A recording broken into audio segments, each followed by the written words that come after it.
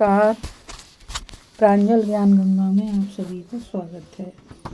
हम मुंशी प्रेमचंद जी की कहानियाँ पढ़ रहे हैं, जिसमें कि हम आज आत्माराम पढ़ेंगे। बेदो ग्राम में महादेव सुनार एक सुविख्यात आदमी था। वह अपने सायवान में प्रातः से संध्या तक अंगीठी के सामने बैठा हुआ खटखट किया करता था। यह लगातार ध्वनि सुनने के लोग इतने अभ्यस्त हो गए थे कि जब किसी कारण से वह बंद हो जाती तो जान पड़ता कोई चीज़ गायब हो गई है। वे नित्य प्रति एक बार प्रातःकाल अपने तोते का पिंजड़ा लिए कोई भजन गाता हुआ तालाब की ओर जाता था। उस धुंधले प्रकाश में उसका जर्जर शरीर, पोपला मुंह और झुकी हुई कमर देखकर किसी अपरिचित मनुष्य को उसके पिशाच होने का भ्रम हो जाता था। ज्यों ही लोगों के कानों में आवाज आती, सतगुरु दत्त शिवदत्त दाता, लोग समझ जाते कि भोर हो गई। महादेव का पारिवारिक जीवन सुखमय न था। उसके 3 पुत्र थे, 3 बहुएं थीं, दर्जनों नाती पोते थे, लेकिन उसके बोझ को हल्का करने वाला कोई ना था। लड़के कहते, जब तक दादा जीते हैं हम जीवन का आनंद भोग लें, फिर तो यह ढोल गले पड़ेगी ही। बेचारे महादेव को कभी कभार निराहार ही रहना पड़ता। भोजन के समय उसके घर में साम्यवाद का एक ऐसा गगन भेदी निर्घोष होता कि वह भूखा ही उठ जाता और नारियल का हुक्का पीता हुआ सो जाता। उसका व्यावसायिक जीवन और भी अशांति कारक था। यद्यपि वह अपने काम में निपुण था, उसकी खटाई औरों से कहीं ज़्यादा शुद्धिकारक और उसकी रासायनिक क्रिया कहीं ज़्यादा कष्ट साध्य थी। तथापि उसे आए दिन शक्ति और धैर्य शून्य प्राणियों के अपशब्द सुनने पड़ते थे, पर महादेव अविचलित गांभीर्य से सिर झुकाते सबको सुना करता था। जो ही यह कलह शांत होता, वह अपने तोते की ओर देखकर पुकार उठता, सतगुरु दत्त शिवदत्त दाता। इस मंत्र को जपते ही उसके चित्त को पूर्ण शांति प्राप्त हो जाती थी। कथा में भाग दूसरा। एक दिन संयोगवश किसी लड़के ने पिंजड़े का द्वार खोल दिया। तोता उड़ गया। महादेव ने सिर उठाकर जो पिंजड़े की ओर देखा तो उसका कलेजा सन्न से हो गया। तोता कहाँ गया? उसने फिर पिंजड़े को देखा, तोता गायब था। महादेव घबरा कर उठा और इधर उधर खपरेलों पर निगाह दौड़ाने लगा। उसे संसार में कोई वस्तु अगर प्यारी थी तो वह यही तोता। लड़के वालों नाती पोतों से उसका जी भर गया था। लड़कों की चुलबुल से उसके काम में विघ्न पड़ता था। बेटों से उसे प्रेम न था, इसलिए नहीं कि वे निकम्मे थे, इसलिए बल्कि उनके कारण वह अपने आनंददायी कुल्हड़ों की नियमित संख्या से वंचित रह जाता था। पड़ोसियों से उसे चिढ़ थी, इसलिए कि वे अंगीठी से आग निकाल ले जाते थे। इन समस्त विघ्न बाधाओं से उसके लिए कोई पनाह थी तो वह यही तोता था। इससे उसे विघ्न बाधाओं या किसी प्रकार का कष्ट न होता था। वह अब उस अवस्था में था जब मनुष्य को शांति भोग के सिवा और कोई इच्छा नहीं रहती। तोता एक खपरेल पर बैठा था। महादेव ने पिंजरा उतार लिया और उसे दिखाकर कहने लगा, आ सत गुरु शिवदत्त दाता। लेकिन गांव और घर के लड़के एकत्रित होकर चिल्लाने और तालियां बजाने लगे। ऊपर से कौन ने कामकाओं की रट लगाई। तोता उड़ा और गांव से बाहर निकलकर एक पेड़ पर जा बैठा। महादेव खाली पिंजड़ा लिए उसके पीछे दौड़ा सो दौड़ा। लोगों को उसकी द्रुतगामिता पर अचंभा हो रहा था। मोह की इससे सुंदर, इससे सजीव, इससे भाव में कल्पना नहीं की जा सकती। दोपहर हो गई। किसान लोग खेतों में चले आ रहे थे। उन्हें विनोद का अच्छा अवसर मिला। महादेव को चिढ़ाने में सभी को मजा आता था। किसी ने कंकड़ फेंके, किसी ने तालियां बजाईं। तोता फिर उड़ा और वहां से दूर आम के बाग में एक पेड़ की फुनगी पर जा बैठा। महादेव फिर खाली पिंजड़ा लिए मेंढक की भांति उचकता चला। बाग में पहुंचा तो पैर के तलुओं से आग निकल रही थी, सिर चक्कर खा रहा था। जब जरा सावधान हुआ तो फिर पिंजड़ा उठाकर कहने लगा, सतगुरु दत्त शिवदत्त दाता। तोता फुनगी से उतरकर नीचे की एक डाल पर आ बैठा, किंतु महादेव की ओर सशंक नेत्रों से ताक रहा था। महादेव ने समझा डर रहा है। वह पिंजड़े को छोड़कर आप एक दूसरे पेड़ की आड़ में छिप गया। तोते ने चारों ओर गौर से देखा, निशंक हो गया, उतरा और आकर पिंजरे के ऊपर बैठ गया। महादेव का हृदय उछलने लगा। सतगुरु दत्त शिवदत्त दाता का मंत्र जपता हुआ धीरे धीरे तोते के समीप आया और लपका कि तोते को पकड़ ले, किंतु तोता हाथ न आया। फिर पेड़ पर आ बैठा। शाम तक यही हाल रहा। तोता कभी इस डाल पर जाता, कभी उस डाल पर, कभी पिंजड़े पर आ बैठता, कभी पिंजड़े के द्वार पर बैठ अपने दाना पानी की प्यालियों को देखता और फिर उड़ जाता। बुड्ढा अगर मूर्तिमान मोह था तो तोता मूर्तिमयी माया। यहाँ तक कि शाम हो गई। माया और मोह का यह संग्राम अंधकार में विलीन हो गया। भाग 3। रात हो गई। चारों ओर निबिड़ अंधकार छा गया। तोता न जाने पत्तों में कहाँ छिपा बैठा था। महादेव जानता था कि रात को तोता कहीं उड़कर नहीं जा सकता और न पिंजड़े में ही आ सकता। फिर भी वह उस जगह से हिलने का नाम न लेता। आज उसने दिन भर कुछ नहीं खाया। रात के भोजन का समय भी निकल गया। पानी की बूंद भी उसके कंठ में ना गई, लेकिन उसे न भूख थी न प्यास। तोते के बिना उसे अपना जीवन निसार, शुष्क और सूना जान पड़ता था। वह दिन रात काम करता, इसलिए कि यह उसकी अंत प्रेरणा थी। जीवन के और काम इसलिए करता था कि आदत थी। इन कामों में उसे अपनी सजीवता का लेश मात्र भी ज्ञान न होता था। तोता ही वह वस्तु था जो उसे चेतना की याद दिलाता था। उसका हाथ से जाना जीव का देह त्याग करना था। महादेव फिर दिन भर का भूखा प्यासा थका मादा रह रहकर झपकियां ले लेता, किंतु एक क्षण में फिर चौंक कर आंखें खोल देता और उस विस्तृत अंधकार में उसकी आवाज सुनाई देती, सतगुरु दत्त शिवदाता। आधी रात गुजर गई। सहसा वह कोई आहट पाकर चौंका। देखा एक दूसरे वृक्ष के नीचे एक धुंधला दीपक जल रहा है और कई आदमी बैठे हुए आपस में कुछ बातें कर रहे हैं। वे सब चिलम पी रहे थे। तम्बाकू की महक ने उसे अधीर कर दिया। उच्च स्वर से बोला, सतगुरु दत्त शिवदत्त दाता, और उन आदमियों की ओर चिलम पीने चला गया।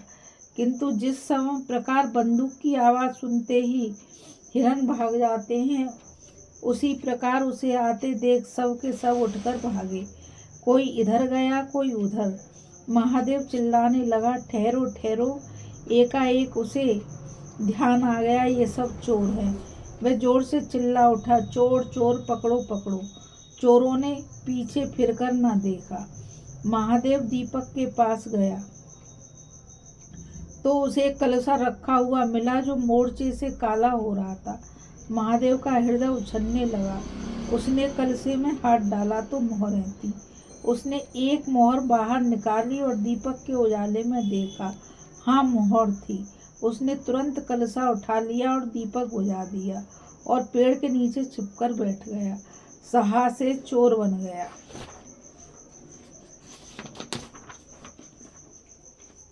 फिर उसे शंका हुई, ऐसा ना हो चोर लौट आवे और मुझे अकेला देखकर मोहरें छीन लें। उसने कुछ मोहर कमर में बांधी, फिर एक सूखी लकड़ी से जमीन की मिट्टी हटाकर कई गड्ढे बनाए और उन्हें मोहरों से भरकर मिट्टी से ढक दिया। महादेव के भाग 4। महादेव के अंतर्नेत्रों के सामने अब एक दूसरा जगत था, चिंताओं और कल्पनाओं से परिपूर्ण। यद्यपि अभी कोष के हाथ से निकल जाने का भय था, पर अभिलाषाओं ने अपना काम शुरू कर दिया। एक पक्का मकान बन गया, सराफे की एक भारी दुकान खुल गई, निज संबंधियों से फिर नाता जुड़ गया, विलास की सामग्रियां एकत्रित हो गईं। तब तीर्थ यात्रा करने चलें और वहां से लौटकर बड़े समारोह से यज्ञ ब्रह्म भोज हुआ। इसके पश्चात एक शिवालय और कुआं बन गया, एक बाग भी लग गया और वह नित्य प्रति कथा प्राण सुनने लगा। साधु संतों का आदर सत्कार होने लगा। अकस्मात उसे ध्यान आया, कहीं चोर आ जाएं तो मैं भागूंगा क्यों कर। उसने परीक्षा करने के लिए कलसा उठाया और 200 पग तक बेतहाशा भागा हुआ चला गया। जान पड़ता था उसके पैरों में पर लग गए हैं। चिंता शांत हो गई थी। इन्हीं कल्पनाओं में रात व्यतीत हो गई। उषा का आगमन हुआ, हवा जगी, चिड़ियां गाने लगी। सहसा महादेव के कानों में आवाज आई, सतगुरु दत्त शिवदत्त दाता राम के चरण में चित्त लागा। यह बोल सदैव महादेव की जिह्वा पर रहता था। दिन में सहस्त्रों ही बार ये शब्द उसके मुंह से निकलते थे, पर उनका धार्मिक भाव कभी भी उसके अंतकरण को स्पर्श न करता था। जैसे किसी बाजे से राग निकलता है, उसी प्रकार उसके मुंह से ये बोल निकलता था, निरर्थक और प्रभाव शून्य। तब उसका हृदय रूपी वृक्ष पत्र पल्लव विहीन था। यह निर्मल वायु उसे गुंजरित न कर सकती थी, पर अब उस वृक्ष में कपोलें और शाखाएं निकल आई थीं। इस वायु प्रवाह से झूम उठा, गुंजित हो गया। अरुणोदय का समय था। प्रकृति एक अनुराग में प्रकाश में डूबी हुई थी।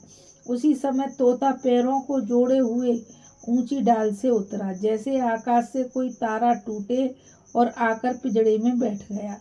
महादेव प्रफुल्लित होकर दौड़ा और पिंजड़े को उठाकर बोला, आओ आत्माराम, तुमने कष्ट तो बहुत दिया, पर मेरा जीवन भी सफल कर दिया। अब तुम्हें चांदी के पिंजड़े में रखूंगा और सोने से मढ़ दूंगा। उसके रोम रोम से परमात्मा के गुणानुवाद की ध्वनि निकलने लगी। प्रभु, तुम कितने दयावान हो, यह तुम्हारा असीम वात्सल्य है, नहीं तो मुझ पापी पतित प्राणी कब इस कृपा के योग्य था। इन पवित्र भावों से उसकी आत्मा विह्वल हो गई। वे अनुरक्त होकर कह उठा, सतगुरु दत्त शिवदत्त दाता राम के चरण में चित्त लागा। उसने एक हाथ में पिंजड़ा लटकाया, बगल में कलसा दबाया और घर चला। महादेव घर पहुंचा तो अभी कुछ अंधेरा था। रास्ते में एक कुत्ते के सिवा और किसी से भेंट न हुई, और कुत्ते को मोहरों से विशेष प्रेम नहीं होता। उसने कलसे को एक नाद में छुपा दिया और उसे कोयले से अच्छी तरह ढककर अपनी कोठरी में रखाया। जब दिन निकल आया तो वह सीधे पुरोहित के घर पहुंचा। पुरोहित पूजा पर बैठे सोच रहे थे, कल ही मुकदमे की पेशी है और अभी तक हाथ में कौड़ी भी नहीं, यजमानों में कोई सांस भी नहीं लेता। इतने में महादेव ने पालागन की। पंडित जी ने मुंह फेर लिया। यह अमंगल मूर्ति कहाँ से आ पहुंची, मालूम नहीं दानावी मयस्सर होगा या नहीं। रुष्ट होकर पूछा, क्या है जी, क्या चाहते हो? जानते नहीं हम इस समय पूजा कर रहे हैं।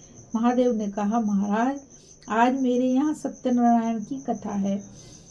पुरोहित जी विस्मित हो गए, कानों पर विश्वास न हुआ। महादेव के घर कथा का होना उतनी ही असाधारण घटना थी जितनी अपने घर से किसी भिखारी के लिए भीख निकालना।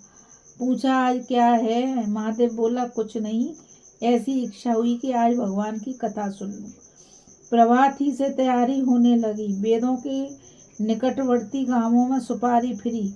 कथा के उपरांत भोज का भी नेवता था। जो सुनता आश्चर्य करता, आज रेत में दूब कैसे जमी।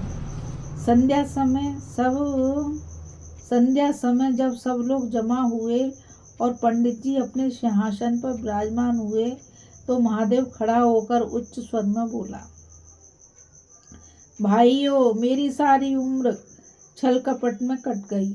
मैंने न जाने कितने आदमियों को दगा दी, कितने खरे को खोटा किया, पर अब भगवान ने मुझ पर दया की है। वह मेरे मुंह की कालिक को मिटाना चाहता है।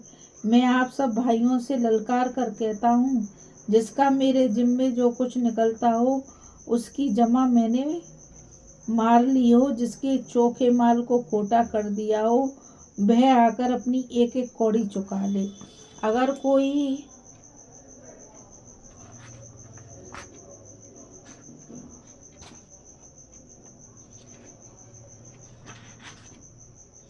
यहाँ ना आ सका तो आप लोग उससे जाकर कह दीजिए, कल से 1 महीने तक जब जी चाहे आए और अपना हिसाब चुकता कर ले। गवाही साखी का काम नहीं। सब लोग सन्नाटे में आ गए। कोई मार्मिक भाव से सिर हिलाकर बोला, हम कहते थे ना। किसी ने अविश्वास से कहा, क्या खाकर भरेगा, हजारों का टोटल हो जाएगा। एक ठाकुर ने ठठोली की, और जो लोग सुरधाम चले गए। महादेव ने उत्तर दिया, उसके घर वाले तो होंगे, किंतु इस समय लोगों को वसूली की इतनी इच्छा न थी जितनी यह जानने की कि इसे इतना धन मिल कहाँ से गया। किसी को महादेव के पास आने का साहस ना हुआ। देहात के आदमी थे, गड़े मुर्दे उखाड़ना क्या जाने। फिर प्राय लोगों को याद भी ना था कि उन्हें महादेव से क्या पाना है, और ऐसे पवित्र अवसर पर भूल चूक हो जाने का भय उनका मुंह बंद किए हुए था। सबसे बड़ी बात यह थी कि महादेव की साधुता ने उन्हें वशीभूत कर लिया था। अचानक पुरोहित जी बोले, तुम्हें याद है मैंने एक कंठा बनवाने के लिए सोना दिया था, तुमने कई माह से तोल में उड़ा दिए थे। महादेव, हाँ याद है। आपका कितना नुकसान हुआ होगा? पुरोहित, 50 रुपए से कम ना होगा। महादेव ने कमर से 2 मोहरें निकाली और पुरोहित जी के सामने रख दी। पुरोहित जी की लोलुपता पर टीकाएं होने लगी। यह बेईमानी है, बहुत हो तो 2-4 रुपए का नुकसान हुआ होगा। बेचारे से 50 रुपए ऐंठ लिए। नारायण का डर नहीं बनने को पंडित, पर नियत ऐसी खराब। राम राम। लोगों को महादेव पर एक श्रद्धा सी हो गई। 1 घंटा बीत गया, पर उन सहस्त्रों मनुष्यों में से एक भी खड़ा ना हुआ। तब महादेव ने फिर कहा, मालूम होता है आप लोग अपना अपना हिसाब भूल गए हैं, इसलिए आज कथा होने दीजिए। मैं 1 महीने तक आपकी राह देखूंगा, इसके पीछे तीर्थ यात्रा करने चला जाऊंगा।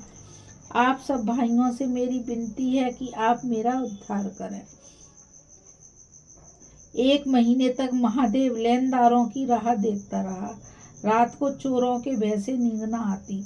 अब वह कोई काम न करता। शराब का चस्का भी छूटा। साधु अभ्यागत जो द्वार पर आ जाते उनका यथा योग्य सत्कार करता। दूर दूर उसका सुयश फैल गया। यहाँ तक कि महीना पूरा हो गया और एक आदमी भी हिसाब लेने न आया। अब महादेव को ज्ञान हुआ कि संसार में कितना धर्म, कितना सद्व्यवहार है। अब उसे मालूम हुआ कि संसार बुरों के लिए बुरा है और अच्छों के लिए अच्छा है। इस घटना को हुए 50 वर्ष बीत चुके हैं। आप बेदो जाइए तो दूर ही से एक सुनहला कलश दिखाई देगा। वह ठाकुर द्वारे का कलश है। उससे मिला हुआ एक पक्का तालाब है जिसमें खूब कमल खिले हुए हैं। उसकी मछलियां कोई नहीं पकड़ता। तालाब के किनारे एक विशाल समाधि है। यही आत्मा राम का स्मृति चिन्ह है।